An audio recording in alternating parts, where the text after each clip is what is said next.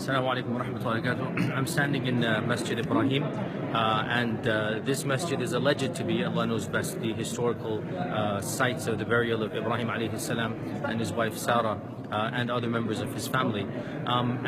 This masjid over here became famous in 1994, especially when when a massacre took place with a person by the name of Baruch Goldstein came in.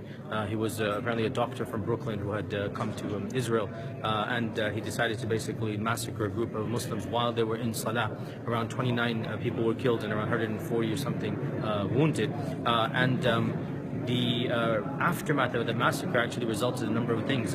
Firstly, his burial place actually became a shrine, a venerated shrine that is visited by especially the settlers who have taken over Palestinian property and territories. They actually venerate this person, Baruch Goldstein, and you can see the shrine in a nearby village that is also a settlement village.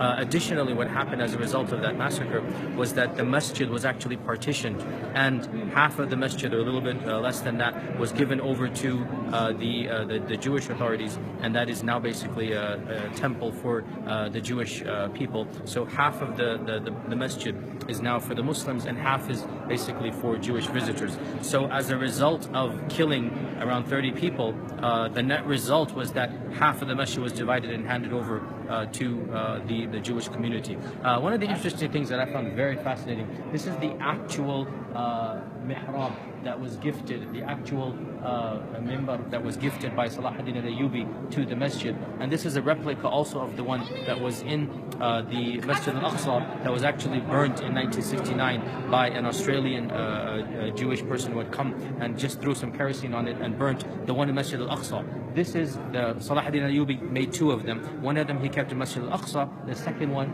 he gifted here to Masjid Ibrahim. And so this is the actual original of Salah al-Ayyubi. And if you can take a closer look at it, and especially I want to see if you can show us the calligraphy there as well. If you can come closer to the calligraphy here and see how ornate and beautiful. And this is dated back almost 1,000 years to the era of Salah al-Ayyubi. Truly a work of art, a magnificent work of art. And it's amazing to reconnect with our legacy and to see how absolutely beautiful. And one final thing here. So over here we find the Ayyubid calligraphy over here. We find it with a different font. And then up we find the Mamluk calligraphy. This is the Mamluk calligraphy over here. And then on top of that we find the Ottomans, the Ottoman architecture over here. So we actually have a number of different structures that are all combining together. We have the Ayyubids, the originals over here, and then we have the Mamluk, and then on top of that the Ottomans. And of course, the actual base of it, we're being told by our guide, the actual base of it is actually a Roman fortress that dates back to King Herod's time, almost 2,000 years ago. So you have Roman, Byzantine, Mamluk, Ayyubid, Ottoman, all coming together. And this is really the amazing, fascinating history of where we are right now in Hebron, Masjid Al Khaleel. Inshallah, more to follow. Assalamu alaikum wa rahmatullahi wa barakatuh.